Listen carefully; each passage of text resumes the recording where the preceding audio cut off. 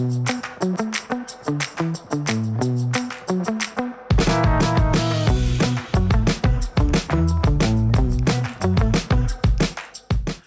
to part 10 of the Sapphire Builder Essentials. If you've watched all the videos in the series so far, you should be well on your way to crafting amazing visual designs by combining Sapphire filters in Builder. In this video, I would like to cover some Builder-specific tools to help optimize the way you build effects and presets. These tools may not be that obvious if you're coming from an editorial background. So to give you a bit of a boost, we'll look at some different compositing and animation tools that will make you even more efficient in Builder. The first example we'll look at is breaking up and recombining graphics in Builder. Looking at the final result, we have a logo with a drop shadow and the text below has a golden embossed look. This is a simple one layer over another in the sequence. However, it did not begin this way. Looking at the original logo, it was supplied with an embedded alpha channel, but you'll note that it is missing the drop shadow and the text is flat. So without sending this to another designer to enhance, we'll do it all in one Sapphire Builder effect. In the Effects panel, locate the S-Effect filter and apply it to the logo on the top track. Now at this point, we're not worried about the background, so we won't set it as an external input for the effect.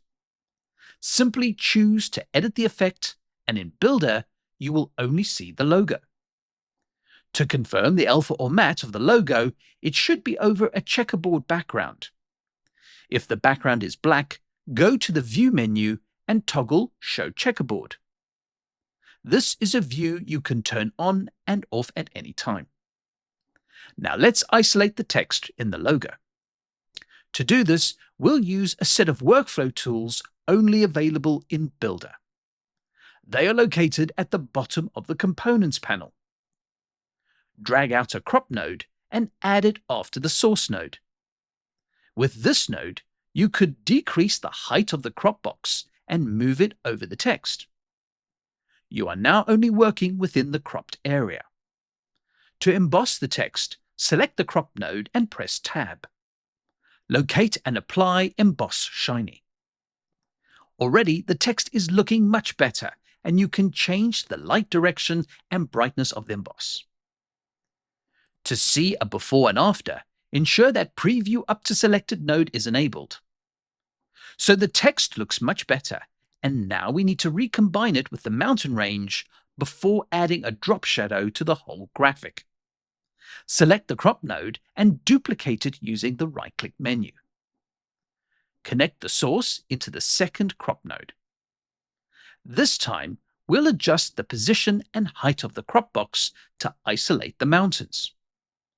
So the text and mountains are two separate parts. In order to combine them together, you have two options.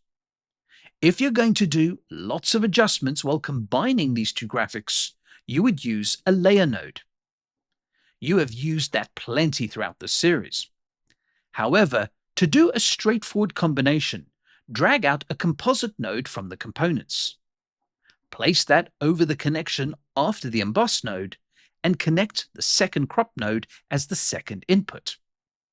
So we have combined the graphics with the changes, and note that there are few options in the composite node. This is the same as putting one layer over another in a timeline. Let's check the alpha or matte using the checkerboard view. Everything has been recombined correctly, so let's add the drop shadow to the overall graphic.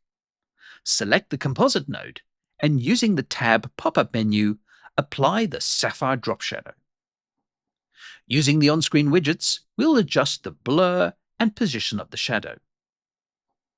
If you see any extra white edges from the drop shadow effect, turn off Comp Pre-Multiply to fix the issue. Looking at the workspace, the node graph is much more efficient and easy to follow with Builder tools. Returning back to your host, you'll notice how much better the logo looks with the embossing and the drop shadow, and it's all contained neatly in the S-Effect filter. You can preview the effect, but depending on your host, you may need to render the effects to play the clip back in real time. The next example I've come across is when we have been supplied with a RGB fill and a separate matte or alpha. Compositing hosts can deal with this pretty easily, but editorial hosts can be a bit more challenging. This could be a graphic or a logo that needs to be composited and adjusted in the sequence. So I've placed the matte on V3, the graphic on V2, and the background on V1. To create the composite with Sapphire Builder, locate the S effect and add it to the RGB fill clip on V2. In order to build the composite, we'll need to set the mask to use the matte from V3, and we'll also bring in the background on V1. Go into Builder with Edit Effect. Now the first step is to combine the graphic's RGB and its matte. To do this, go to the Builder tools at the bottom of the Components panel and drag out Set Alpha. Now connect the mask into the secondary input. The RGB and matte should now be combined, and you can verify this with the checkerboard view. If this doesn't work for you, ensure that the matte is using the luminance and not the alpha to do the cutout. To correct the edges for this example, turn off Pre-Multiply Comp. Now let's set up the background to see the composite. With the Set Alpha node selected, press Tab and add a composite node. Add the background as the secondary input. Remember, you could use a layer node if you need to adjust the combined settings. In this case, it's a straightforward composite. Now, similar to the previous example, we need to add a drop shadow as well as reposition the graphic. Select the Set Alpha node, press Tab, and add a drop shadow. We can either use the parameters or on-screen widgets to adjust the shadow. Next, press Tab again with the drop shadow node selected and add a warp transform node. This will enable you to move the graphic over to the right for its final position. Let's preview the result directly inside of Builder to ensure it all works correctly. Returning back to the host, you may need to select the matte clip and disable or hide it in the sequence. Even though it's hidden, the S effect on V2 will still use it for the key. So Set Alpha is a great little tool that helps you combine a fill and a matte as a single output. Any filters or effects can now be applied simultaneously to both the fill and alpha without the need for complicated setups or multiple nodes. Now the final example is one we have all run into at some point. We've got two shots and we need to creatively composite them together. There are loads of tools and techniques in Builder to create something, but for this example, I would like to focus on the animated shapes and what you can do with them. So selecting the top layer in the sequence, we'll add the S effect as usual. We'll need both shots to create the effect, so assign Video Layer 1 as the background and launch Builder. Now before we combine these two shots together, let's start building a shape animation. When looking for the shape tools in the Components panel, you will discover that there are two options. The shape effect in the render group allows you to create a shape, but you can't animate the vertical and horizontal transformations.